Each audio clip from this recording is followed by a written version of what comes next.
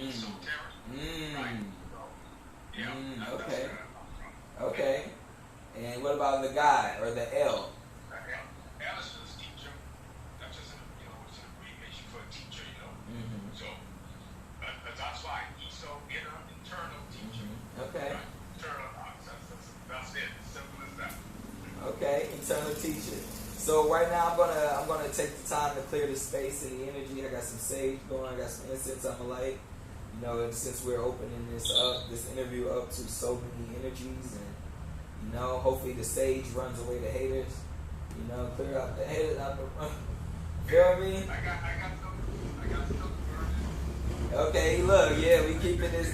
It's pure from that end to this end. Then that's how we like to keep it. All right, so tell us a little bit about your ethnicity, man. The world want to know, what are you? What are you mixed with? What you got on in there, man? I know there's a couple things probably. So talk to us. Man. So I think most people when they probably think like some black Asian, some Malaysian, Yeah, like that. But yeah. they'll think like one of my parents is black, one is Asian. It's actually not like that. So Oh, okay. my father, a white man from the UK, from a small town in the UK, like an hour away from London. I never been there. I don't know the white side of my family like that. Right. Right. And then my mother from a small island in Exuma, the Bahamas. Mm-hmm. And she does have some of my cousins also have like the eyes, the Chinese eyes. So it's there's some indigenous Asiatic, like black, I guess like Asian there. But because I only have white one in the family, so I kind of came up white skin. But my cousins also have these eyes and they're just dark. Okay.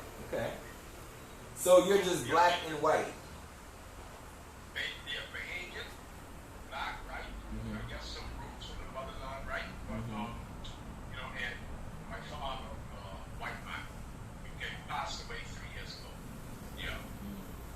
Wow, see? People would never know that. They didn't tune in right here on Awakening Anonymous. They might have never known, you know what I'm saying? So I appreciate. Oh, we about to talk about you today then. That's what we about to talk about. That's my favorite topic right now, alright? If you could go back and choose the spiritual awakening over or decline it altogether, right? Knowing what you know now, what would you do? Would you still go through it or would you decline it? Like go back to like this life, right? Like back.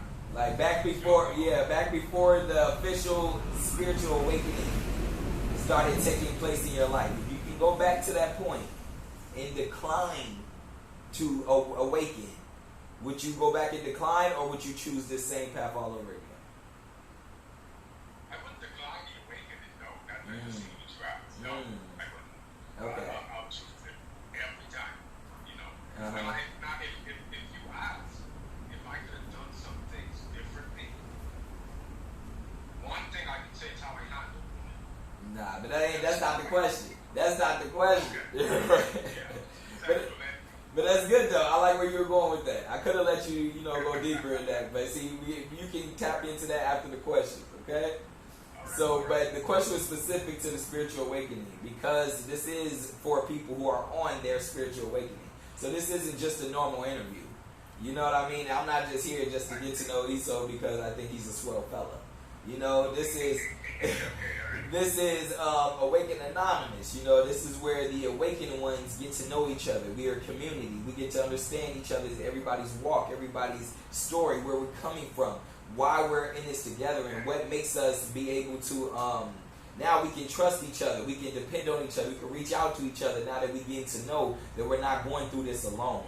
And that's why I think it's important to build this type of community right now of awakened ones, not just people in the world struggling. You know what I'm saying? Because they might have a different mindset of how to go about fixing something than those who are on their awakening journey.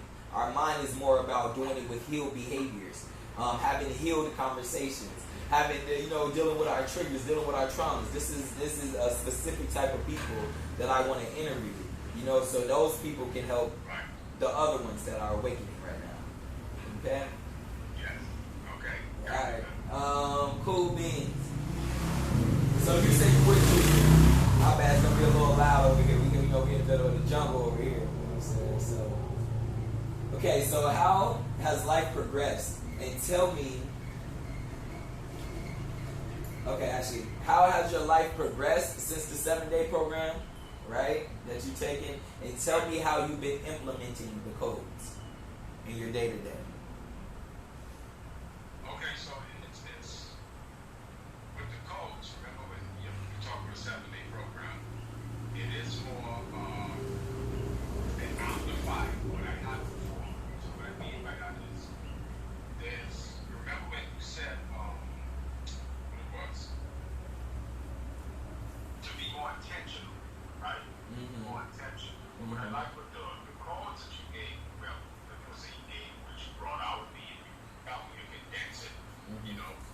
Since then, there's been a lot more effort, there's action. I didn't even have to travel to like another country or need all this money or anything like that. Like my world began to manifest more effortlessly. Where I found the teacher, it just everything just kind of came right in my doorstep. You know what I mean? Cultivation, practice, everything in itself is enriching because you know the subtle blocks in the psyche where I can be open and channel to the body, but there are subtle blocks in my psyche that I needed to break through. So I did see significant change, but the 7-day program when it came to that. So one thing I can say is discipline, just the day to day. You know what I mean? Like disciplinary actions, just getting up. And I actually received since then so much more techniques that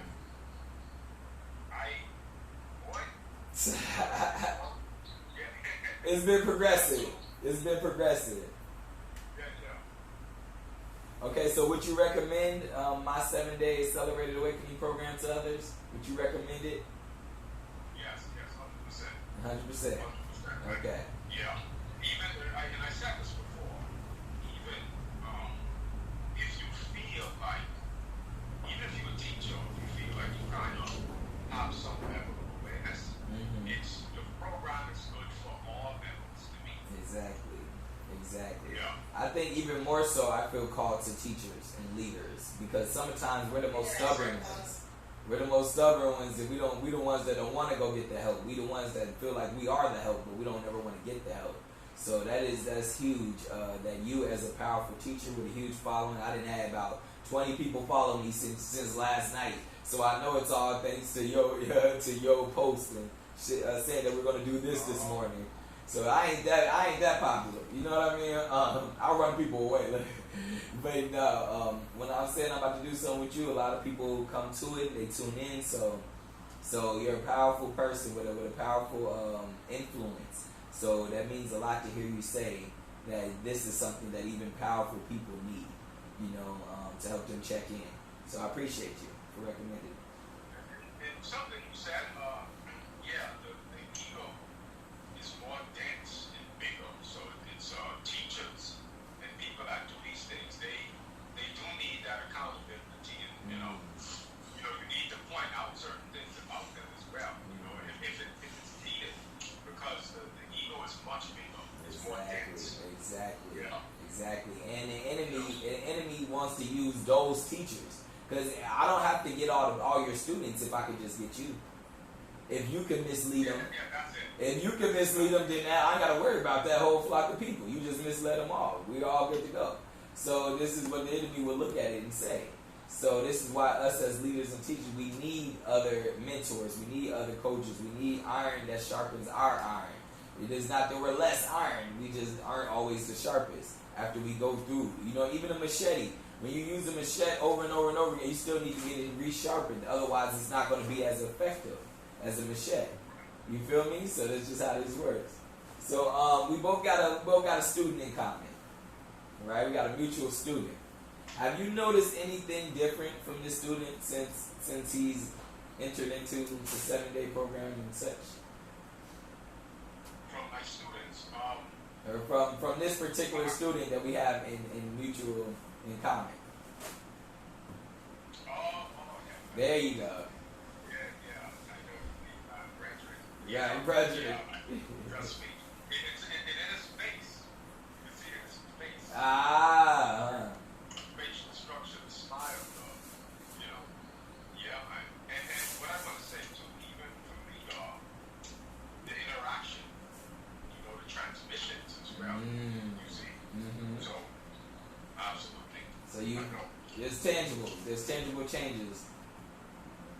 Yeah, yeah. Wow. Much more. I can see it, man. And you don't even have to say nothing.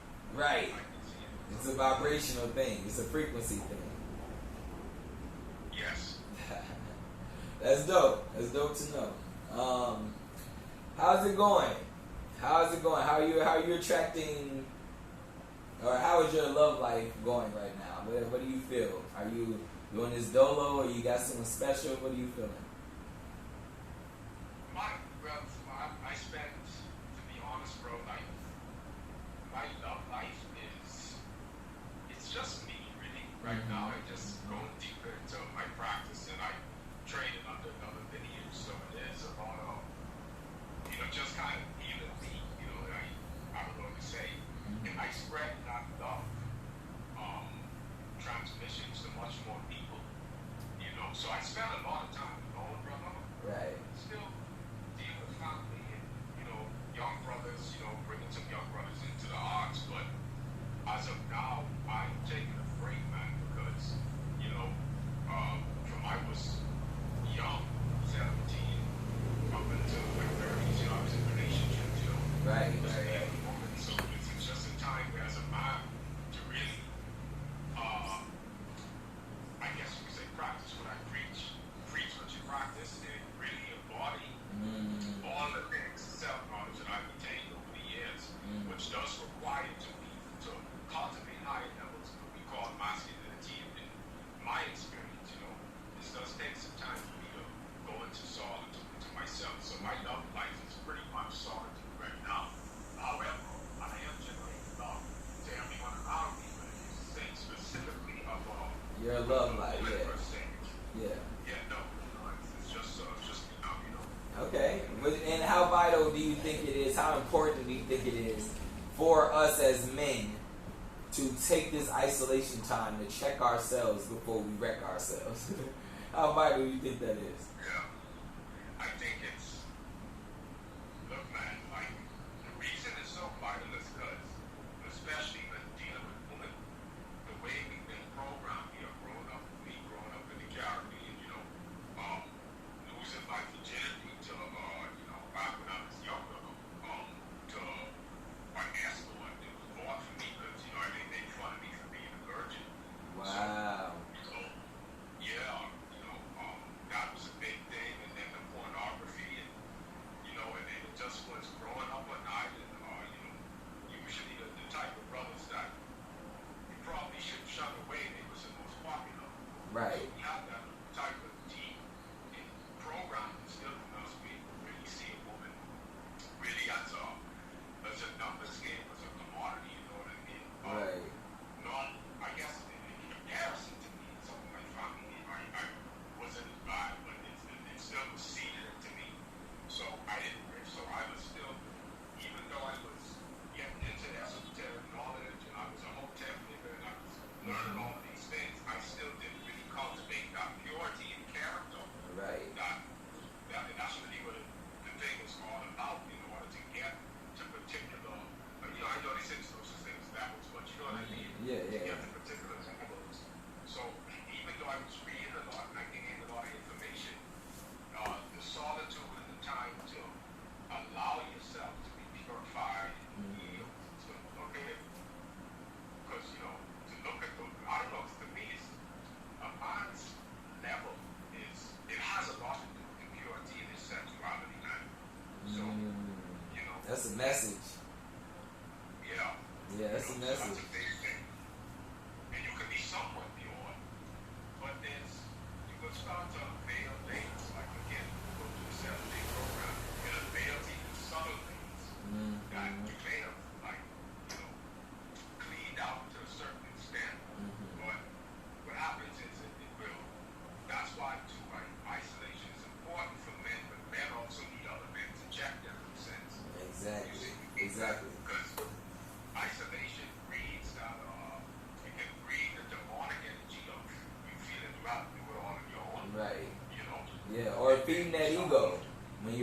You're feeding that ego all your thoughts. You swear everything you think is a good thought. You think everything you hear is a good thing to do. You know what I'm saying? So there's nobody to really check you from your own programming or your own ego.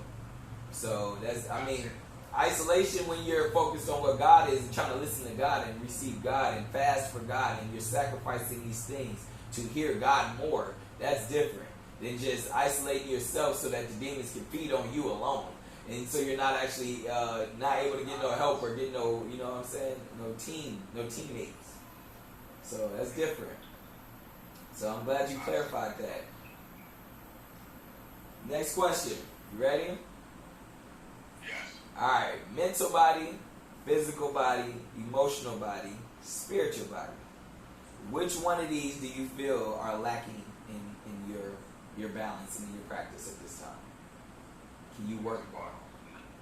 Emotional body, spiritual. Which one am I lacking in? Yeah, like which one probably needs some more attention, do you feel?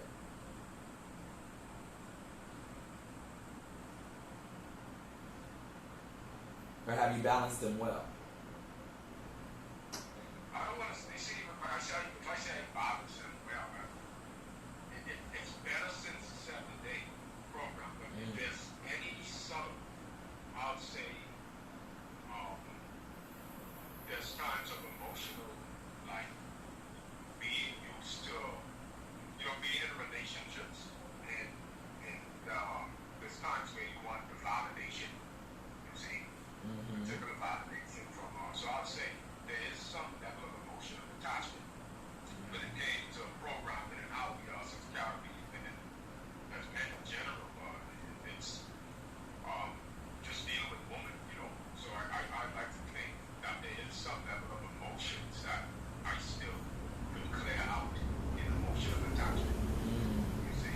Yeah. So that when on something isn't bad, I'm saying it's still something there. Right. It's not about good or bad. It's just about identifying, being able to self-reflect and self-check. So I see somebody wrote here, they're all connected. Yes, they're all connected. That's why we got to balance them. So the thing is, most people don't realize they're all connected. And they get really good in their spirituality, or they don't do their mental is all messed up. And they don't have a clear conscience. You know what I'm saying? Or their emotions are all messed up. So they're always yelling at everybody about spiritual things. And they're all temperamental. Because their emotions aren't balanced. So they're still trauma responding, even though they think they're helping the world by giving them this information. They're trauma responding because they're still reacting to their rejection. You know what I'm saying? Of when their information wasn't received well. So certain people who don't check on these things, and that's why he's saying it's very vital to go through programs like my 7-day Accelerated Awakening program, is because you're able to check on these things. Are these things balanced? Or is there an area that I have overlooked as if it's not as important as this area? So I know a lot of people who, good example, a lot of people go to gym all the time, work out constantly, daily, all the time. You be like, sheesh. But they don't never take the time to check on their mental. So the working out becomes a cover-up. It's easier for them to go work out than to sit at home and deal with their own thoughts and their own emotions and things that's coming up. So them going to do this is an escape. It's not a healthy thing. It's a trauma response. So they're trying to escape from their world. That's why people do drugs. People do this. People do that. They're trying to escape from their thought processes. Escape from what they're thinking, from what they're feeling inside. So it's not always like, oh, they're all connected. It's just good. No, we got to realize that they all connected. So if I'm working on this, doing this with this, I also need to work on this, need to work on this, need to work on this, and then my full being can be centered. You know? So that's just for the comments. I see there's a few comments, and I'm gonna scroll back through here. Or if you see something that jumps out at your spirit, feel free to comment on it. Okay. All is mind, the universe is mental. Okay? I believe in that. But I also believe that the universe is responding more to what's inside of us. So if the universe is mental and 80% of the things that we do comes from the subconscious, how much do we feel that we're actually co-creating with the universe? Or how much do we feel we're aware of what we're co-creating with the universe? Sorry, I gotta find a good place to place this so it's not sliding. That's the thing too. because now the universe is responding to what's inside of us, not what we're thinking. You see what I'm saying? It's what's inside. So it could be subconscious. So you could say, I want $1 million. And then all these different things are starting to pop up in your world. Not things that bring you $1 million, but things that help you address the fact that you feel less without money. See what I'm saying? The thing is helping you face your insecurity of what you feel is happening when you don't have money. You know, this is, appreciate you. This is more of what we're discussing. This is more of what, you know, this is what we're trying to help people see. And once you balance all these things inside, you're going to start reflecting these things from the universe that actually matches your intentions.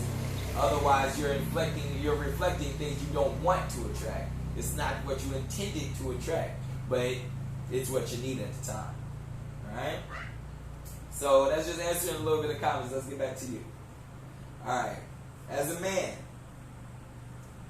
all right, what are some healthy ways that you found to love on yourself? Self-care. What are some healthy ways you have learned to love on yourself? Okay, that's a good one. Thank you. Well, one, I do, this is probably going to be an obvious answer from me, right?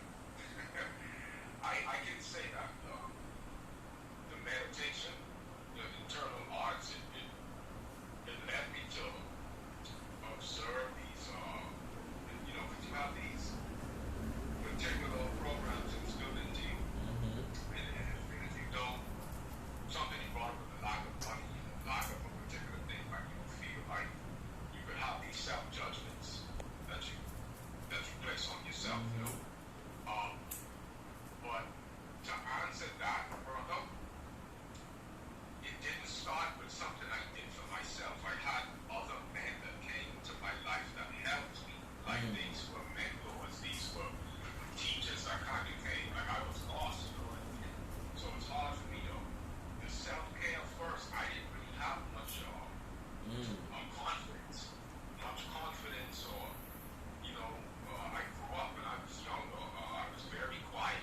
I didn't really speak much. Actually, some people thought that I didn't have the ability to talk because I didn't know what's it called, dumb. Or mute? Dumb. Yeah, mute. Yeah.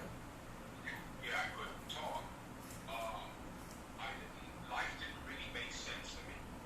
You know, I didn't understand why we died and all of this. I didn't really have much of a drive. You know, I didn't have much of a drive. And what had happened was when I initially broke out of the religious doctrine, that's what helped me a lot. And I began to look more into self-knowledge, into esoteric knowledge. But then it was this elder that came into my life when I was like 19 years old.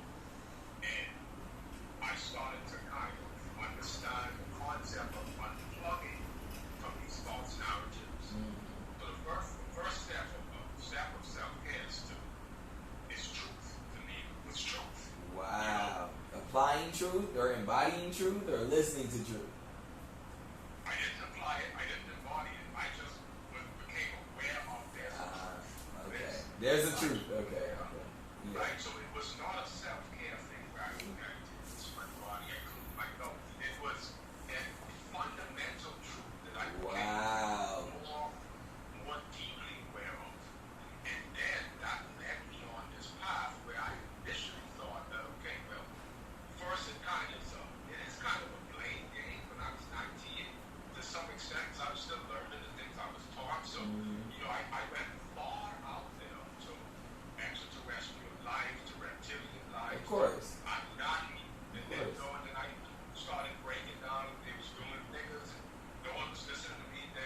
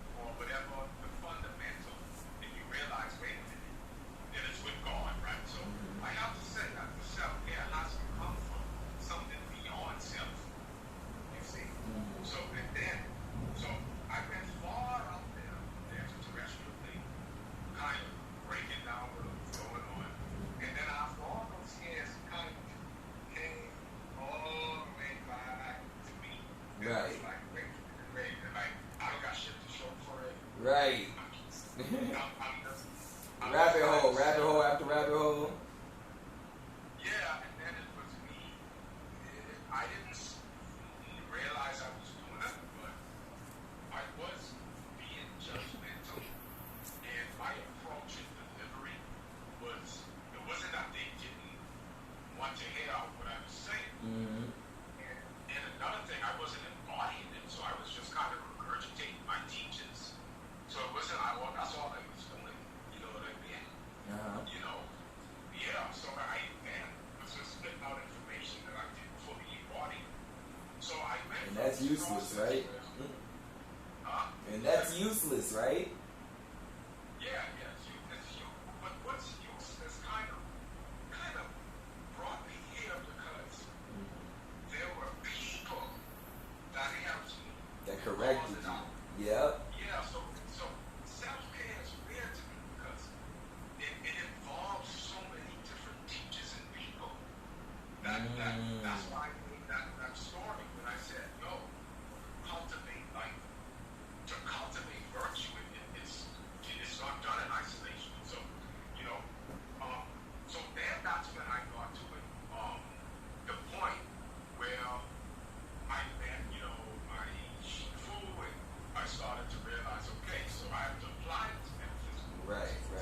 Then the self-care took place, you know, eat more healthy, you know, fast more, and, you know, and then, but I did all these things, but I still was, the purity of the sex wasn't quite there yet, so my foundation was. So this kind of leads me to someone's questions right here, and that's the only reason I'm interrupted. Because it says, someone asked, I would love to hear from both of you, the top 3 master teachers. We can go into this without going too deep into their teachings. But if you want to just share a couple, 3 people that influence you as a teacher that you will recommend to others, then I'll kind of do the same if I have to.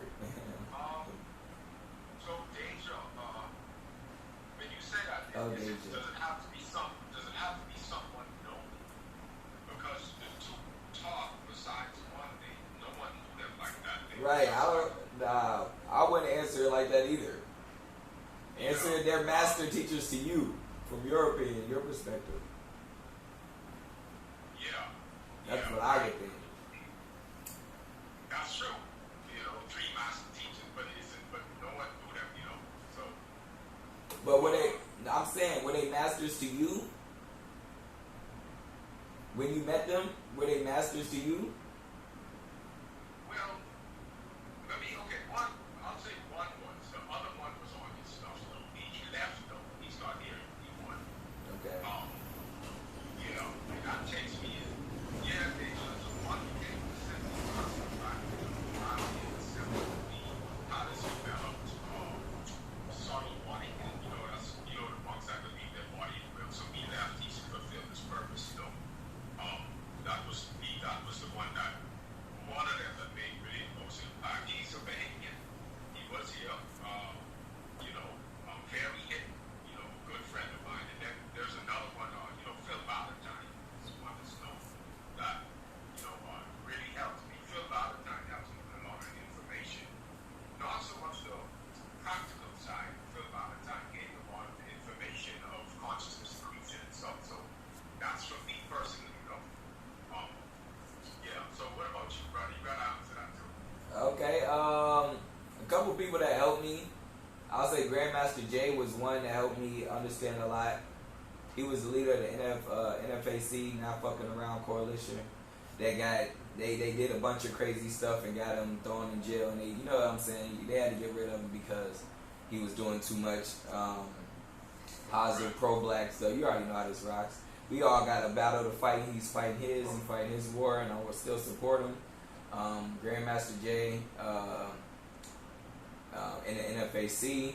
Dr. Mumby helped a lot during this awakening journey. Again, all these people might be reflections per a period, until you grow, until you move on to where God sends you next, and to who God sends you to learn from next. So Dr. Mumby helped a lot during the awakening, to help me understand what was going on with myself, with my side myself, like tangibly. Now Prophet Lobi is a huge prophet that came out now. He's making himself known and available, and he helps you for all those who've been through the Christian psychosis. He helps you understand why Christ is the way. But you got to understand that the dimensions of understanding God and getting a relationship with God and the mysteries of God and the mysteries of heaven. There's a bunch of mysteries, a bunch of stuff that if you just knew all this stuff, you will be able to connect it all better. And it's just for the people who are willing to dive deeper into, spirituality when it comes to Christ, not religion in the sense of a man-made, or not man-made, the book's not man-made, but the way that people, the culture that they create from it is man-made. And it's a corrupt culture. And that's what makes people run away from the scripture. But the point is, the scripture is if you're able to see the scripture with spiritual eyes and spiritual understanding, then you will have tangible results from what it is you're receiving. So this guy helped a lot with that, Prophet Lofi, and I have a personal teacher and prophet here with me as well in Costa Rica. So feel free to do the Ancestral Pilgrimage Masterclass and come out and meet him yourself. So yeah, that's a couple of mine, and I believe I'm looking at a master right here. I haven't taken his Qigong class yet, but I believe I'm looking at a master. So one's right here in front of you, and yeah. If that answers the question.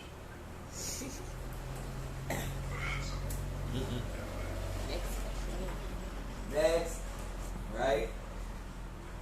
Speaking of ancestral pilgrimage and making your way to Costa Rica, when will you officially accept your Soul School invitation and come on out here to Costa Rica and do what you do, but do it in this beautiful land? When you going to accept that invitation?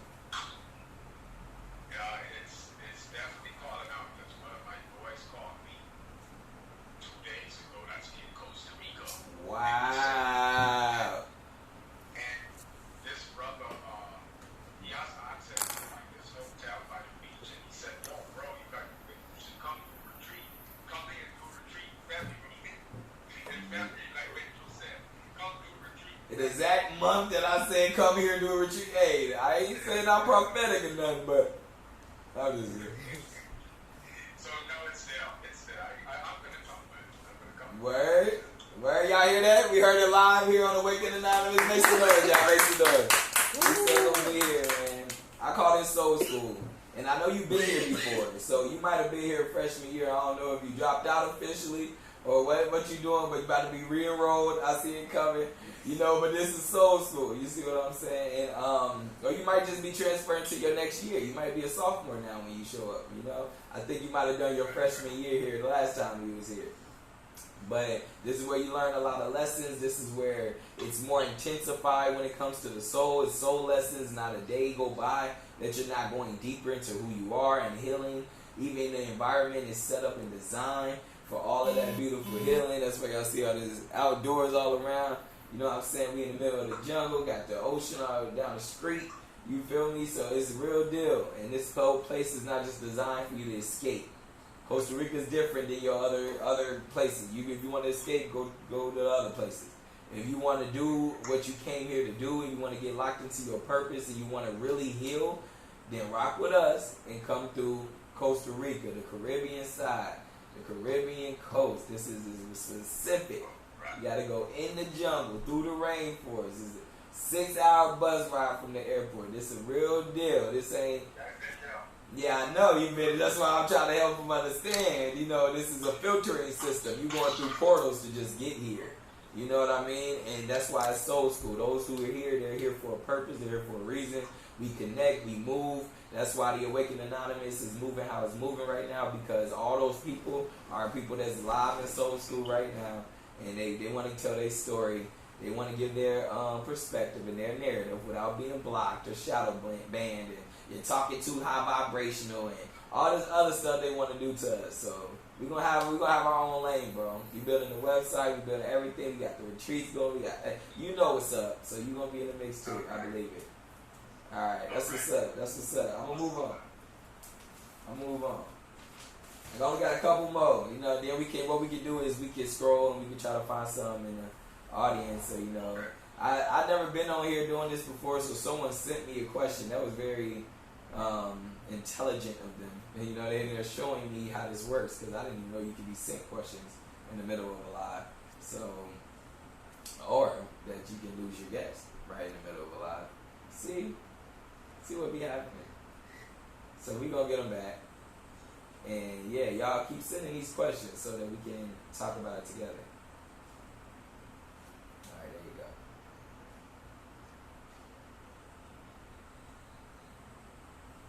Yeah, keep sending questions. We gonna scroll through.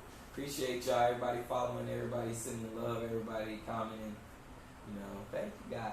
Hey, it's Awaken Anonymous, our first official Instagram live interview. Hopefully more to come. But it's been crazy though. It's been a crazy week of interviews, right? It has been. It's been a lot of people we've been linking with, right? In like 1 week, so this is moving. God is doing what God is doing. I'm trying to get you back, brother. You lost it? Just trying. I'm accepting it. Yeah, see, I told you that's the first one. See, bear with us.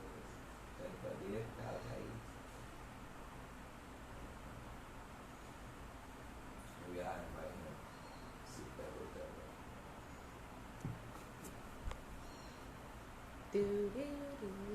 Hey, you back, y'all. You back, y'all. You know what I'm saying, man? Hey, this studio audience is dope, bro. I'm telling you. I'm buying everybody dinner. So, yeah, look, they love y'all. Look, they love y'all. So, look, brother, we back. All right. Tell us about a trigger or a trauma response that you identified recently. A trigger or a trauma response that you identified recently. And how did you face it? Yeah, buddy. It's pretty personal. Uh, I can say, no, I have to think, sorry. I have to Okay. think about Yeah, this. take your time. Take your time. Yeah, because it's been pretty calm. I gotta go in and remember. You see, it's been pretty calm right now.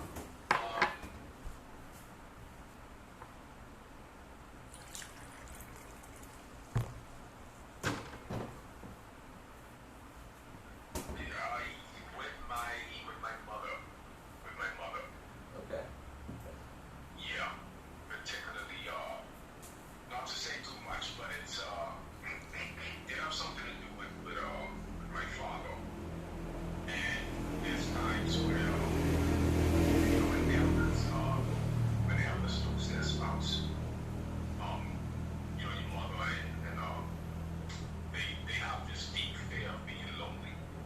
You know, it's like that's like hell. So then they kind of sometimes will project onto the son. You know what I say? Like I'm supposed to fulfill this role, and I actually Of got, course. Yes. and I got really pissed one day.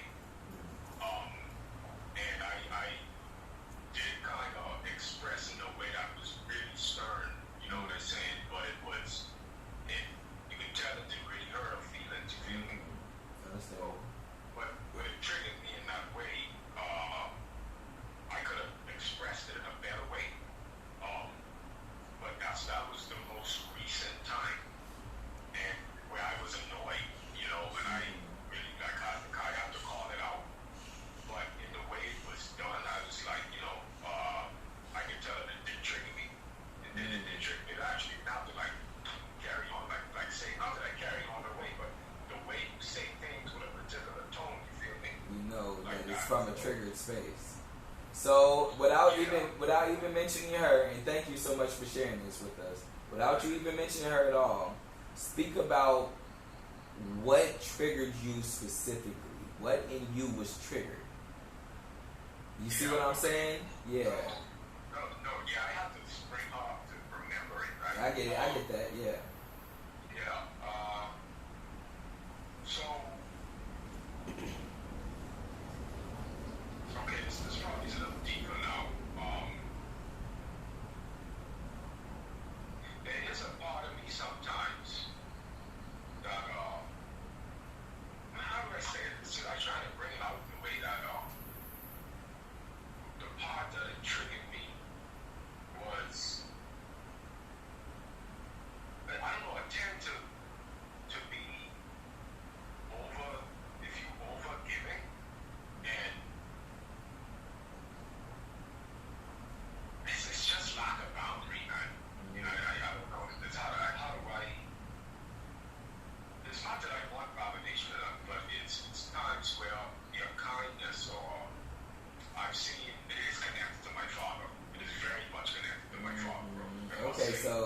It's in there. It's right in there.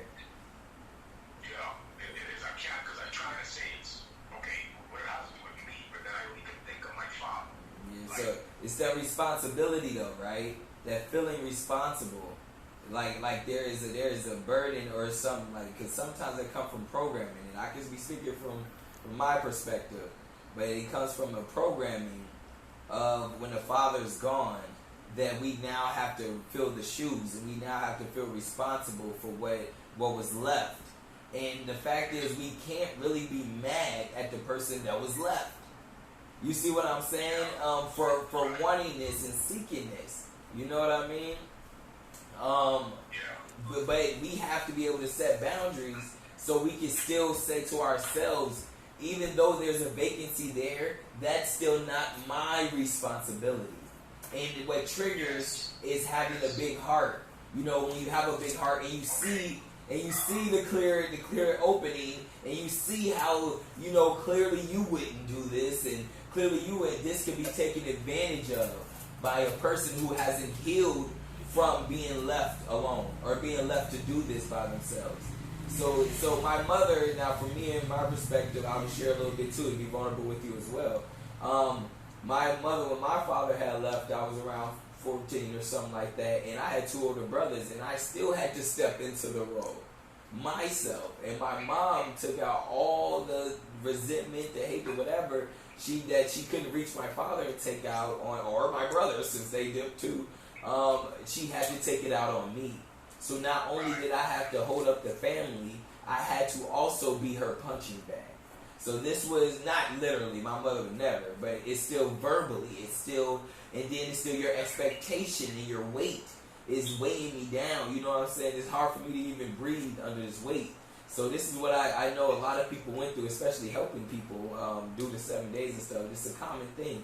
We, especially men, we go through feeling responsible for something that's not really, that ain't had nothing to do with us while there's a vacancy there. You know, we have to be able to separate ourselves from it and still be like, maybe if there's something we both can do to fill this together, then we'll do this. But then I also had to realize, if I didn't stand out the way, she ain't gonna find a husband someday. You see what I'm saying? If I still keep taking up this space, and if you expect me to, then you're not putting yourself out there. You know, you can depend on your son. And that's it. So it was like my boundary wasn't about me just protecting me from her. It was about protecting what she gotta go do and how she gotta be free and where she wants to go too. So, you know, it worked hand in hand. So what's your perspective on that? Man, you broke that down pretty well, bro. You know that's my job.